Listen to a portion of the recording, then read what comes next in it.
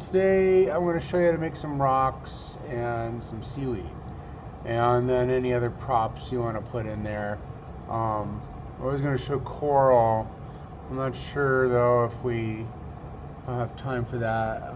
It might be a good lead into ZBrush, but I'll show that on another lesson on how to do coral. Let's just focus on some seaweed today. So we kind of want it like undulating and like sort of like flowing with the current gracefully type of a look. So the way we're going to do this is we'll go to our pen tool, and I guess we could do it here in the front view, and we're going to draw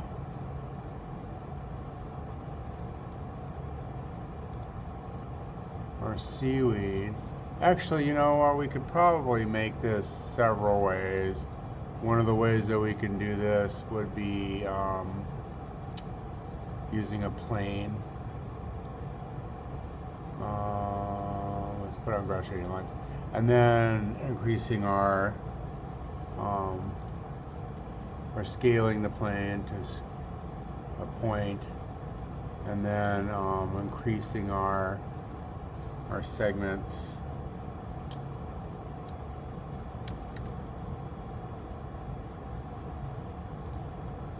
And then we can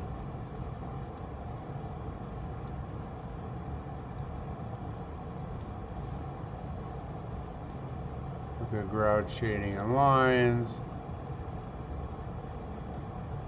I'm giving it too many here. Let's keep the width down to 10. All right. And then we need to get it to a sharp point, which you'd have to like convert it, and then go to your black arrow and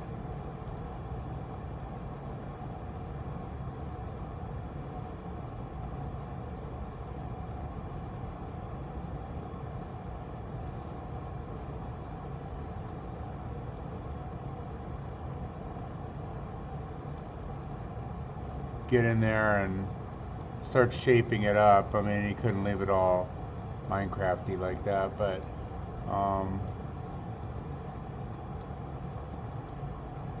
you can kind of get in there and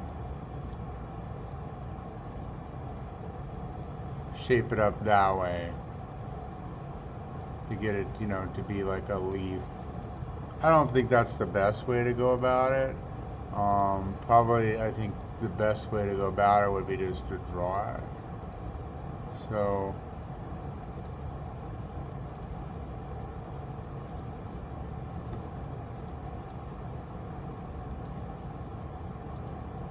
seaweed, I mean, seaweed comes in all kinds of different shapes and sizes, but more or less it's just going to be like a big leaf there.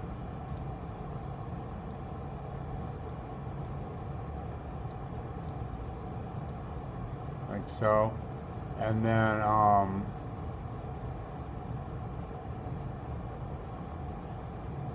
under mesh, create tools, we have the ability to draw that type of shape with create point, or the polygon pen, and that's basically what you want to use. But you could take this, and I could go and do and extrude,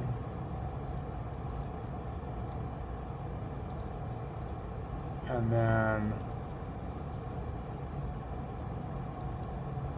just make it like 1 pixel or 1 centimeter, and then convert it into a polygon. So you could go current state to object, and then connect all the pieces. I'll show you 3 ways of making this. Then I'll show you the best way. And then now that, when you go to your polygons tool,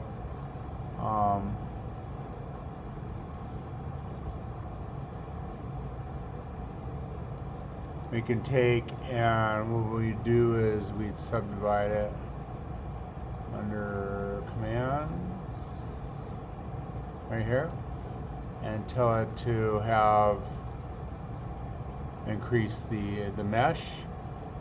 We can throw the whole thing into a subdivision surface, which would subdivide it more into polygons. But it's kind of getting like spiderwebby and weird, and you know, when you get these odd-shaped polygons, they become hard to animate. You know, so I don't know if I'd want to use it that way for this, but depending on your shape, you know. In this case, I think the best way to go would be to go to your points tool over here and go to create tools and go to the polygon pen and make sure you draw in plenty of polygons.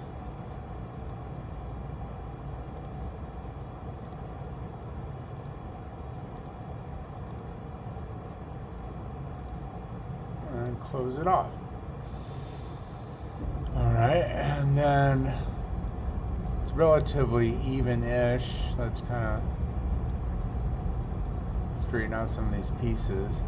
And then if you throw that into a subdivision surface, I'm going to imagine it get a little, oh, I didn't. Got kind of messy, didn't I? Let's take it out of the subdivision. Forget you, subdivision. I'm never going to use you again. All right, we'll go over to subdivide and try to subdivide it that way. And then you can keep subdividing it.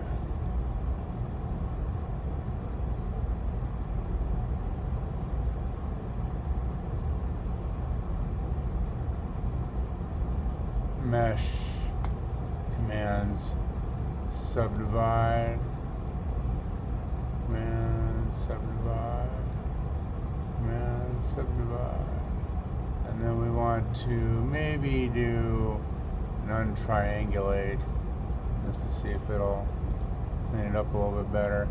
I think that'll work pretty good. Let's stretch it out so it's longer, skinnier. Let's get rid of the grout shading and lines. Alright, and let's throw on, this is how we make it animate, the wind deformer.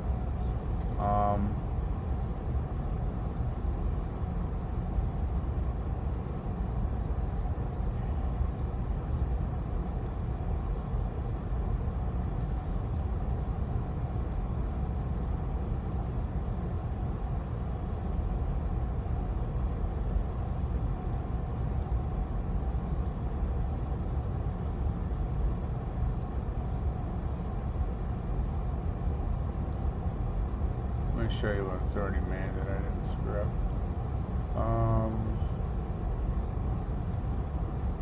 Well, I did do a subdivision surface.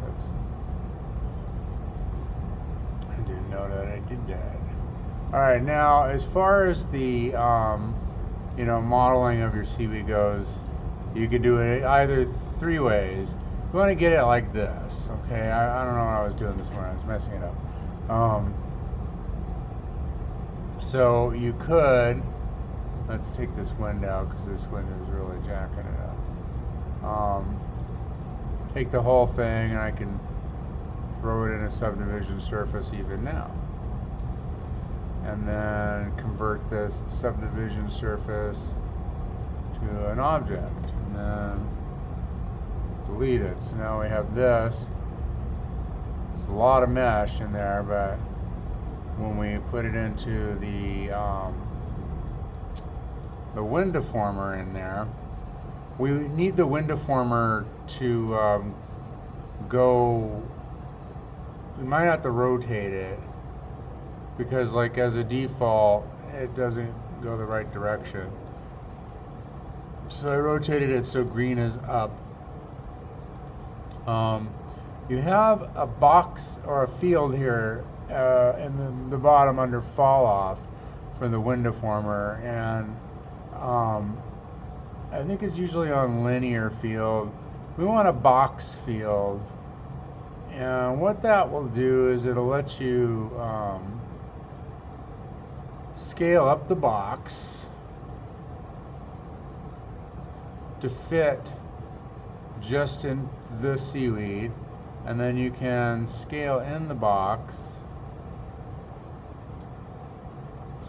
reduce the strength over here in the box field where it says normal, and this will, let's put some more frames in here. Play, and then we have seaweed, nice seaweed floating gently through the water. And then you just like copy paste this a number of times, you know, so copy paste,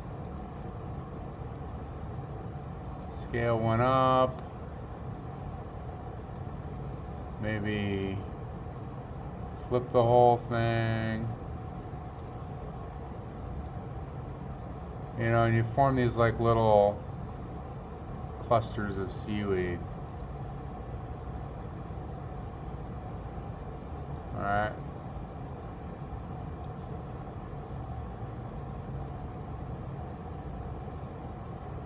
Now, as far as rocks go, you can use a landscape object and then just play around with the sea level and the plateau level. Oops.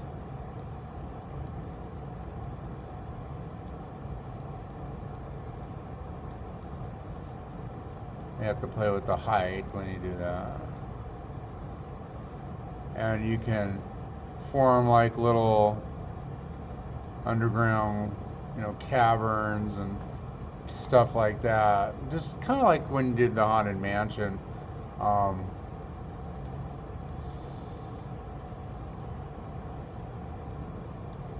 You might want to give it more segments here. No, it doesn't. And then rough furrows, fine furrows, so it, you know, is less crunchy, and you can play with the height and, you know, create your landscape. This also will allow you to go into a spherical form.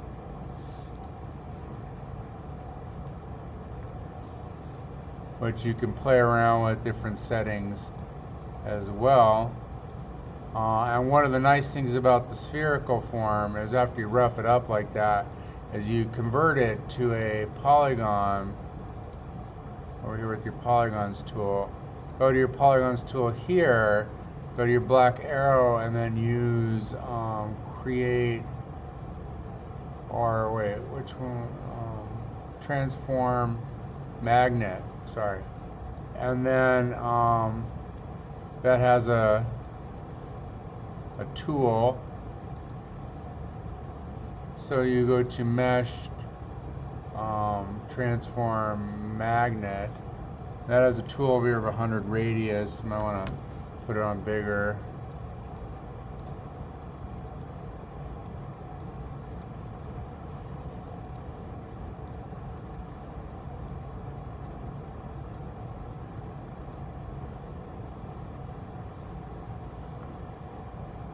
I'm not sure why I'm not seeing it.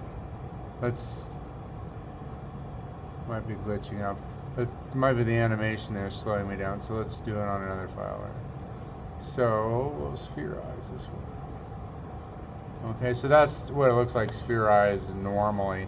You want to convert it and then go to your points tool and then go to transform magnet. There it goes. So now the magnet circle is showing up the radius, which is over here under, it must have been a memory thing while I wasn't doing. Radius, maybe, I don't know, 200, I guess. And then you can slowly, you know, twist that rock into your desired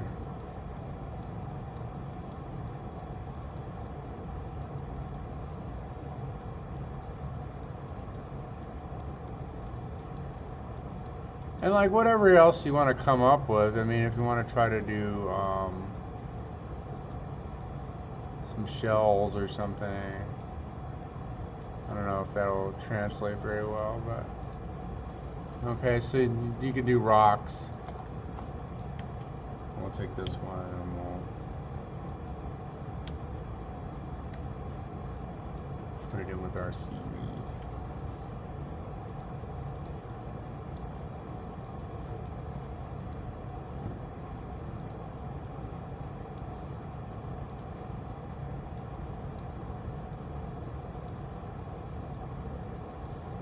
All right. And you'll have to find a texture for your rocks as well.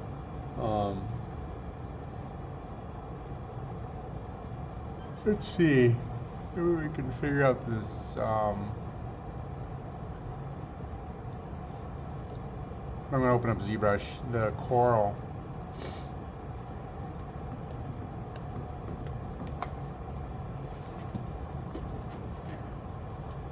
All right, now with ZBrush, we haven't gone in here yet, but you have the light box, and under the light box, you have some preset tools.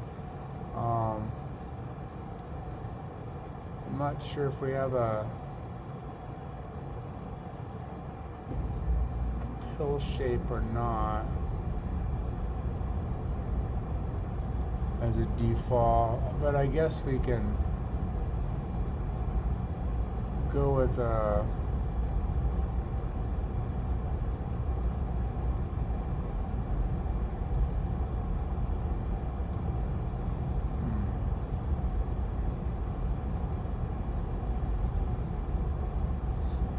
some shapes up here. I just want to give you something quick. I don't want to give you like a big long lesson in this because we're not going to go into ZBrush for a tiny bit. I don't want to get you into it too much right now. Let's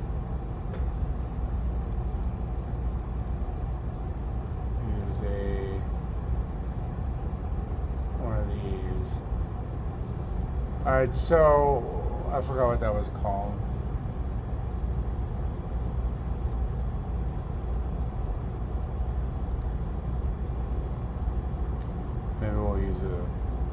Maybe we'll use a sphere.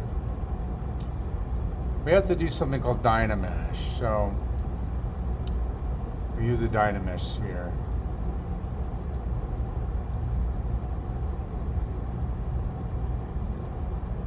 All right, now a Dynamesh sphere, I have symmetry on, so I'm going to turn that off under transform symmetry. It already has like a mesh to it. You can see it. And what Dynamesh does is it's under geometry here where it says Dynamesh. And this allows you to remesh the mesh every time you stretch it out. So what I'm going to do is, you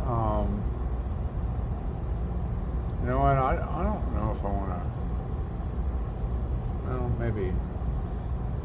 You hold down your Option key and your mouse button, just as a review, and you can zoom in and out just with your Option key and your mouse button held down at the same time. If you let go of the Option key, you can zoom in and out. If you just hold down and it'll rotate, and then if you hold down your Option and your mouse button at the same time,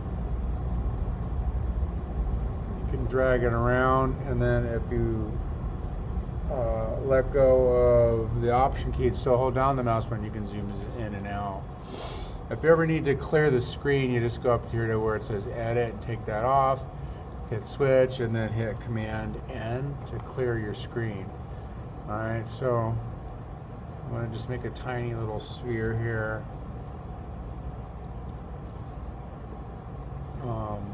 Or I could go to the light box and get a Dynamesh sphere, and then click on light box again. It's a little tiny one. will do. And then you don't really need to see the mesh while you work. Once you make things, you typically want to go over here to make Polymesh 3D so that you can start modeling. If you don't do a certain thing when you first start modeling, it'll end up as just like a 3D design. So now I have to hit Command N to clear that. So you drag out your Dynasphere from the light box, and then you immediately go to Edit up here at the top, and then you go to Make Polymesh 3D, and then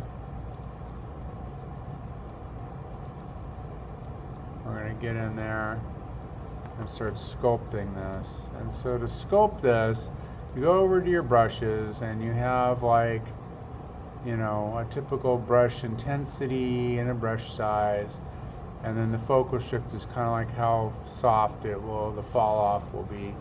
And you're going to go over here to your different brushes, and there's one called the snake hook brush and the snake sphere, and we're going to go to, oops, I want to go to the snake hook. Oh wait, did I do the right one? Yeah, snake hook is fine. Alright, so snake hook, we'll turn on our mesh. Alright, and you can see as you stretch it out with the snake hook brush, it starts getting all clunky. But if you go to the Dynamesh over here and you put your resolution up to about 1200 or so, click on Dynamesh, wait for it to take effect, it will remesh the mesh. And then I can kind of like go ahead and smoothen it out. Now I kind of stretched it out too far, so I'd want to Dynamesh at this point. And then holding down the shift key will allow you to smoothen it. And then you can kind of like start stretching it out.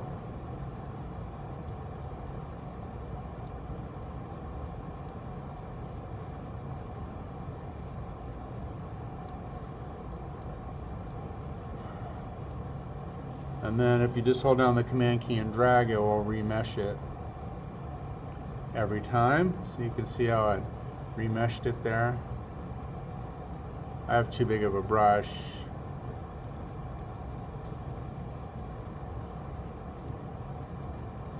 Okay, it'll take you a while, and I could be using a much bigger brush if I wanted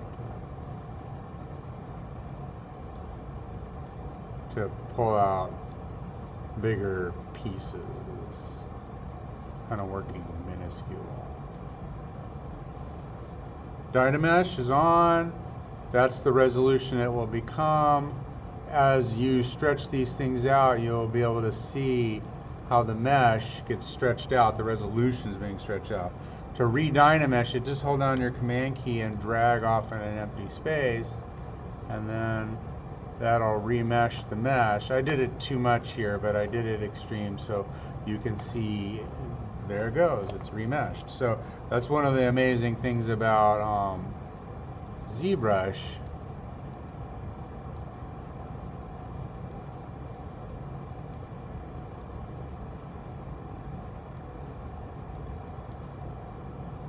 And then when you want to smoothen it out because it's getting too rough, you can just hold down your Shift key and roll over it. You also have a move topological, which will allow you to kind of get in there and subtly adjust it on your other pieces, parts, and stuff like that. So you can make some coral that way. I don't know if that's the best way to do it right now, because we haven't really gone into ZBrush, so I might have like jumped the shark here. When you're done with it and you like it, you just go to export over here and export it as an OBJ file, and you can import that right into Cinema 4D. We are going to do a much thorougher and much more in-depth review of ZBrush So if you don't want to, like, if you remember it a little bit and you want to go in there, you can. Otherwise, I would recommend just sticking it out here. As far as like working with this stuff goes, well, you do have sculpting here, and what you have to do when you're sculpting is you need to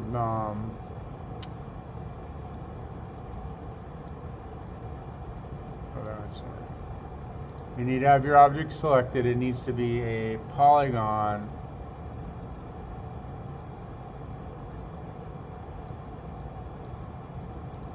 This is too big, but we'll try to work with it anyways.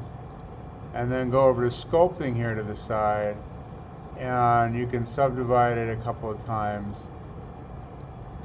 And you could go to pole. Might want to decrease my subdivision.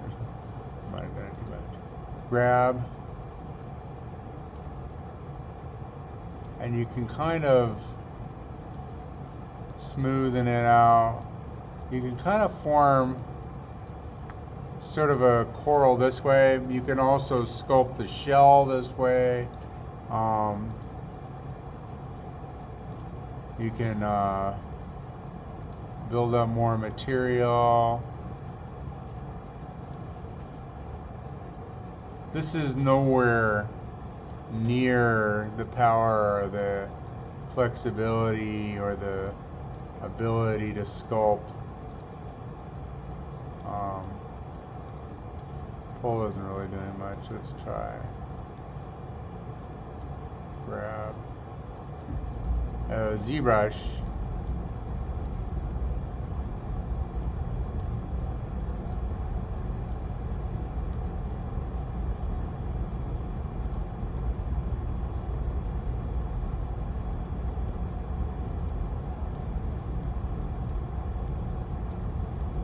You know, so I can only do like so much, and so it might be best to just like kind of do different shapes.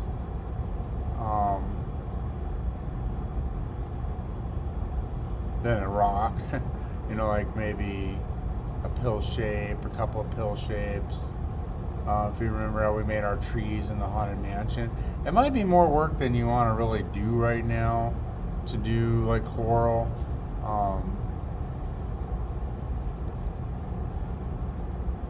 I'd hate for you to go into ZBrush. I kind of regret showing it right now, but that's just in case you want to kind of go in there and try it. And there is a bunch of reviews of basic ZBrush and the tutorials and the YouTube, so you can, you know, go in there and do that. But you know, we're not getting that involved with this project to make a full underwater like environment. You just want to make basic stuff. While this isn't any coral that I made here, you know, it could be the basis for my seaweed. I could probably attach it to that. Anyhow, I'm going to go back over here to standard and get off of that. Those are just some props for you. If you wanted to sculpt the seashell, like a big clam shell, you probably could take a sphere and add more segments to it. And then convert it into a polygon, smash it, and then go over to sculpt. And the first thing, it has to be a polygon when you're working in sculpt, and you have to click subdivide at least once or twice, but don't do it too many times. If you're looking with grout shading and lines, you'll be able to see. So if I hit subdivide too many times, it starts getting really, the Cinnamon doesn't handle that very well, while ZBrush does. But you could go over here to pull,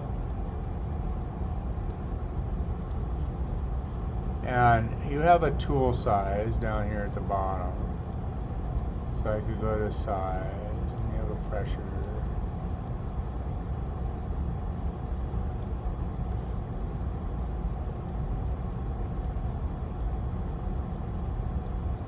kind of like sort of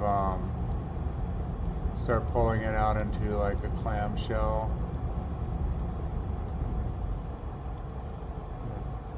The tool might be too big.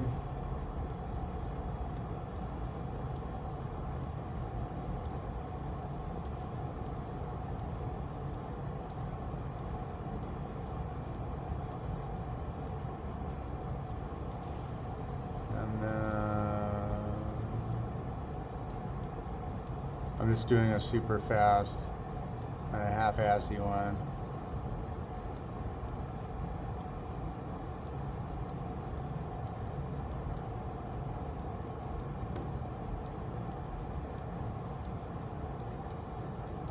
Anyways, clamshell, and then stick that, you know, you'd have to do more than I did right here, but that's how you can kind of get the idea how I'm doing it. So I'm gonna go back to standard, and we'll get rid of my crappy clamshell there. Anyways, those are just some like quickie ideas, with the exception of the ZBrush thing, which I regret even doing right now, because it's a little bit more than we need to do at this point. But anyways, have some fun with this, and then we will, I believe I already showed you how to animate it. I think the last thing I'll do is maybe show you how to switch cameras if I haven't done that already.